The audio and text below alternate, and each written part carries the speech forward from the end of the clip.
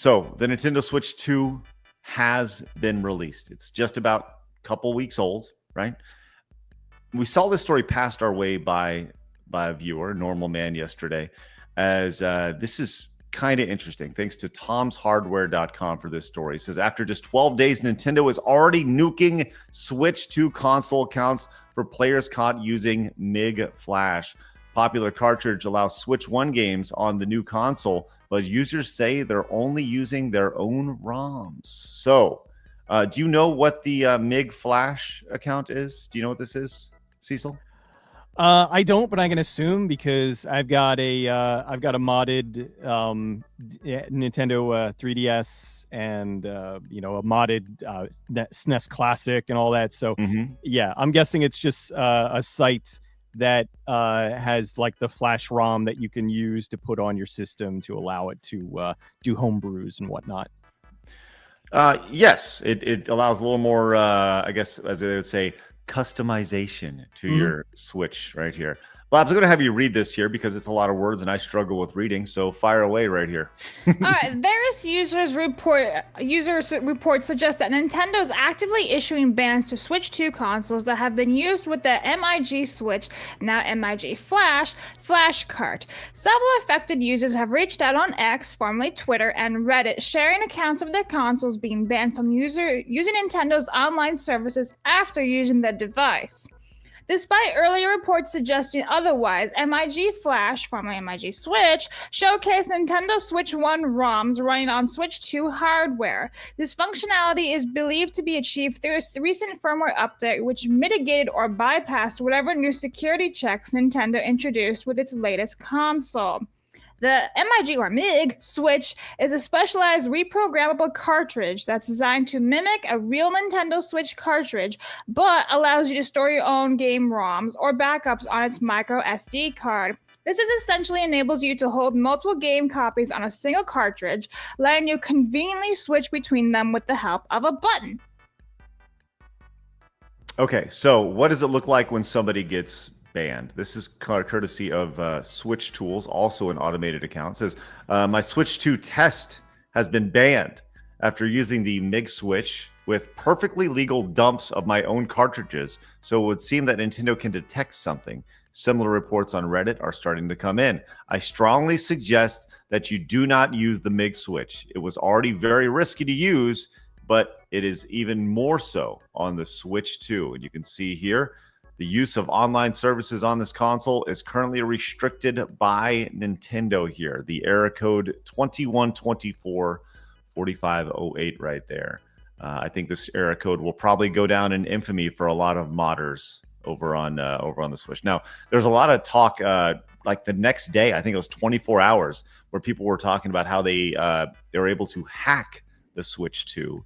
But this is kind of crazy. Obviously, the idea that the conversation is obviously behind the idea of if you own a console, now do you truly own the console, right?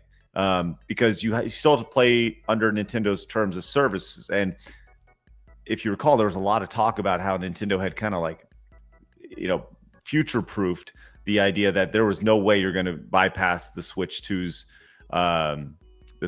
security. And a lot of people were like, yo, really hold my beer.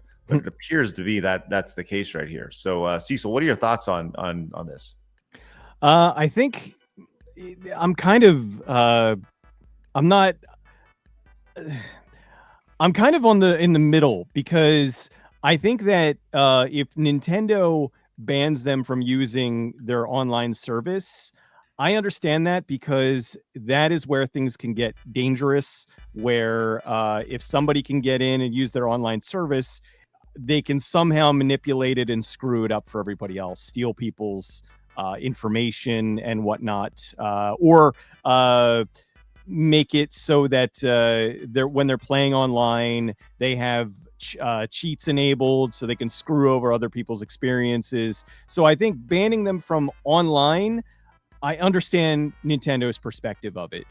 But if they were to start bricking consoles, or if they were to start restricting other things that you've done with something that you purchased, I think that's where it gets a little ugly, and they absolutely shouldn't do that. So but I don't know where. I mean, right now, from just this article, it looks like they're just being banned from like online services, which in that case, I do kind of side with Nintendo on.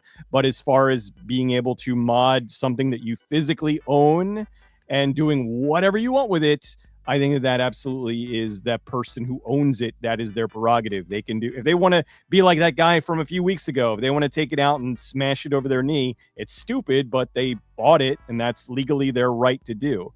So I think if you want to legally do something with your system, then Nintendo shouldn't have any say on what you can do with it. The MIG switch was a very popular thing on the original Switch, and I'm sure that when it came to, it was very much in Nintendo's focus, I would imagine, for them to kind of go in and find a way to brick the consoles. I actually have a video pulled up.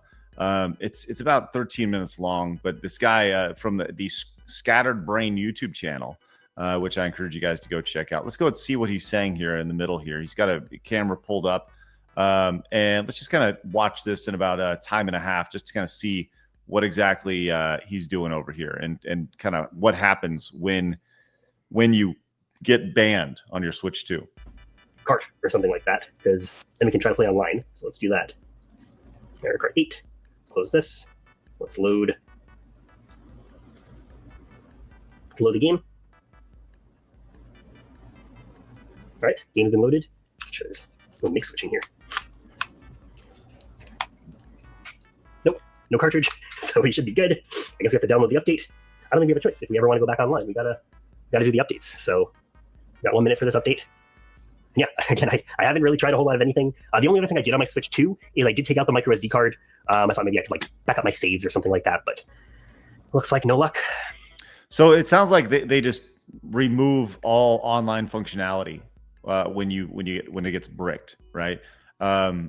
Which obviously, in many of these games, you need to be online to play. Like you can't play Mario Kart 8 or Mario Kart World without being online for whatever reason. Which I'm old enough to remember, Cecil, where the idea of having games that needed to be online to play was like a travesty, and then it just took a little bit of time for that to become the norm.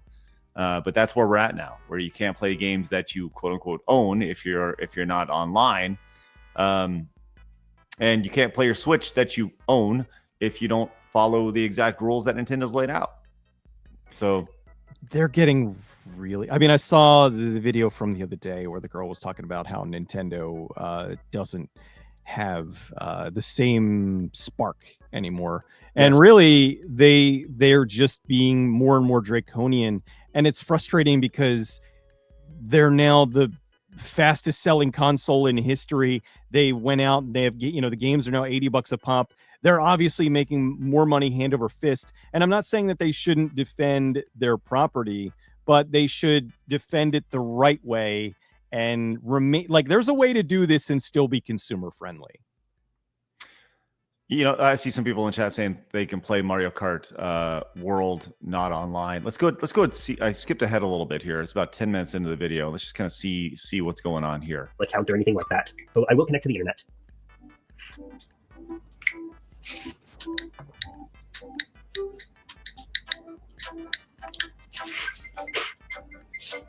And let's see.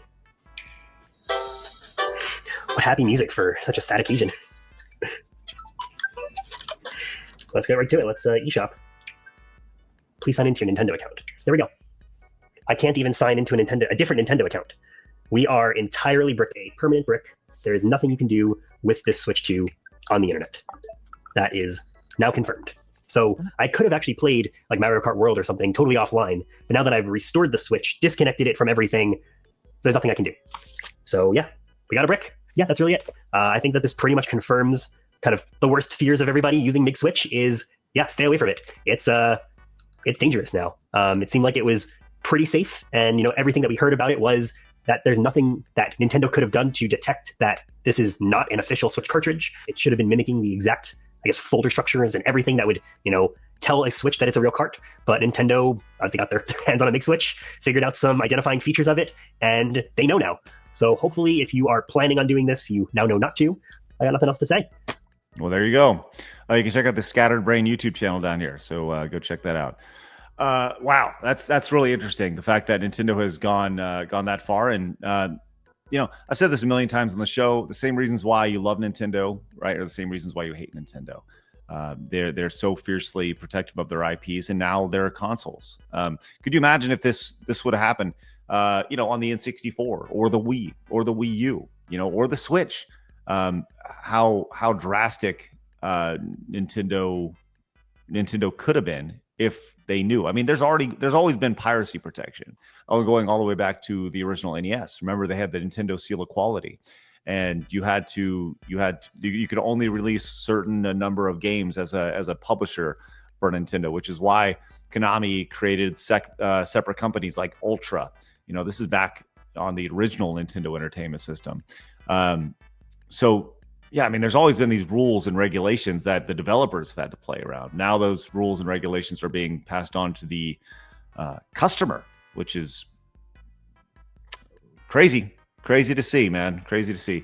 But it doesn't end there, because even if you do develop games for the Switch 2, apparently the only thing that's selling on the Switch 2 are Nintendo games. I've also said this on the show. Nintendo doesn't make video games. They make Nintendo games, right? And the same reason, once again, you love them, the same reason you hate them. Apparently, third-party developers who are making games for the Switch 2 are not seeing a whole lot of success, as this is courtesy of the game business. It says most third-party Switch 2 games posted very low numbers. One third-party publisher characterized the numbers as, quote, below our lowest estimates, despite strong hardware sales here. With Cyberpunk 2077 being the best third-party game that actually has an actual card, beating out launch sales of Witcher 3, which, by the way, did not have a actual card. It was just like one of the downloadable things. So this goes back to Nintendo is making games for their console, and I don't know your thoughts on the idea that Nintendo owns their console, and I don't think anybody goes to Nintendo games for third-party games. Personally, that's just my thought on it. Sometimes, like, I go to them for some indie games. Like I played Stardew Valley with my son, and there's some other games that I've gotten. A lot of them mostly indie games, but yeah, I mean, primarily the games that I have bought were Mario Kart and the Metroid and the Mario triple pack with Sunshine and all that. So I do primarily lean towards the Nintendo games, and then I get the other games on my PlayStation 5 or Steam or something. So but yeah, it's a weird thing. I think the biggest problem is right now, I mean, the system has been out a month and a half, if that. Yeah, I think only a few weeks now. Actually, June. I think we're approaching 2 weeks. Oh God! So it's not even. Yeah, I mean, the thing is, people just dropped. What was it? $500 for the system, and then it's $80 a game. So of course they're gonna buy the system and then whatever is the killer app. And in this case, it was Mario Kart. And I don't really think that I don't really see the people rushing out to buy Hitman on the Nintendo. Right.